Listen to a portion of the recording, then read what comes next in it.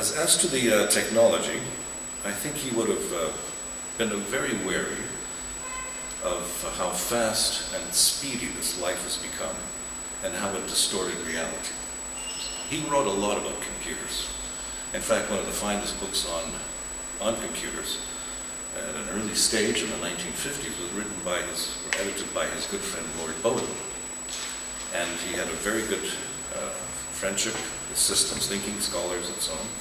In fact, Weiner was a good friend of his.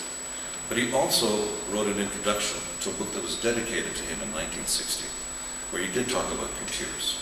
And he said that he would have loved to have this when he was doing his dissertation, because those calculations drove him crazy, and in the end, he had trouble with those. But he said a very interesting thing. Maybe I'll just quote the one sentence. "Nor is the simulation made any more real by appealing to the superior organizing power of the computer. Unreality is not made more substantial by multiplying it in 1,000 times a second." And of course, that's in the context of his other famous approach to simulations, where he said that this was not action learning at all. In fact, personally, as you know, he refused ever to use anything except a mechanical typewriter. So, even towards the end of his life, he didn't even use an electric typewriter. This is the old style electric typewriter, manual typewriter. And people who have seen his correspondence will see many of these blotches with whiteouts that he sometimes couldn't get rid of. And Albert Barker told me that at least once a month he had to come and clean up this computer, this typewriter for remnants. So after 21 years, after the introduction of the PC, he still used old technology. I'm not sure if that says anything about how he would have adopted these techniques, I'm not sure. And probably, and most importantly, he was concerned about the action and not the learning so much. Now this sounds a little bit ironic and difficult to say, but this is the same concern that both Casey and Pierce had in writing their wonderful book. You'll see a context quote there, which is essentially saying, we've talked most about learning because that's what people ask us about. But we are very concerned that action learning should be on, the emphasis should be on the action itself for businesses and for communities, rather than on self-awareness and just learning. And that's why I, incidentally, as an aside, decided to call the approach that I use business-driven action learning, to go back to the roots, because I felt that traditional action learning, as practiced especially in this country 20 years ago, was very focused on the individual, self-awareness and behavioralism, rather than on action and the return on investment for corporations and companies and communities. He would have probably been positive about this technology, but if you just took his one fundamental experience, which was the mining industry, if we took it today, it's so different that I don't think he would have ever been able to use the experience of the mining industry as a deep example of action learning. Having just spoken to some people from Rio Tinto, not too far away from Paddington here, second largest natural resource company in the world, I asked them how their mining training is today. Well, certainly there's no timber used in their mines. They use 3D simulations of all types. The training takes about a year to 2 years. People come from around the world, and the mining is not done by people anymore, practically. It's done by machines and the individual operator, very much like the drones that we hear about in the US military operations in other countries. It's remote and remotely controlled. However, I do think he would have been very positive. Twitter and other things would have helped in terms of creating a more just world, and that's something he really believed in.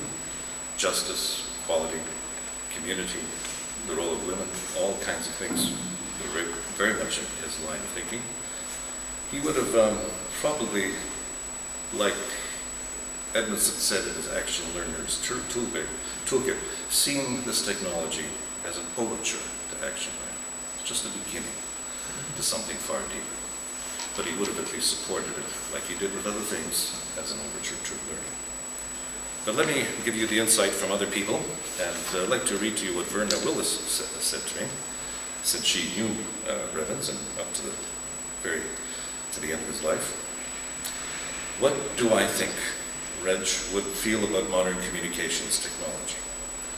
While I am surely at risk of projecting some of my own biases upon Reg in the following speculations, I do suspect that he would have mixed feelings. He would have liked emails, I think not only for their convenience and constancy in keeping in touch with his correspondence. I don't know if you know, but there were about 600 towards the end of his life. He only stopped corresponding about a year before his passing. But also for their worldwide reach. But he would have been appalled if emails used up 2 to 3 hours every day, just in the process of running through an inbox and answering only messages that truly needed his attention and response. He would have liked the convenience of cell phones, but would have been annoyed, as many of us are, who appreciate the value of silence, with the way phone users invade everyone else's privacy with the audible, one-sided conversations you cannot escape from anywhere. On the street, in elevators, in classrooms, offices, stores, trains, planes, buses, cars, and these comments refer, of course, to cell phones that are only phones. It is questionable whether he would have appreciated phones that are cameras, that are computers, that are also game boards, that in short have so many applications that they suck up time that might be used for critical thinking. He would have kept his cell phone turned off most of the time.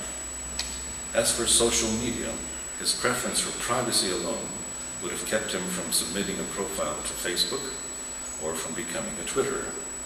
A sense of decorum would have kept him from spending much time with YouTube. If he were curious enough to tune in, as I think he surely would be, then it would not take long for him to decide that tuning in was a big waste of time.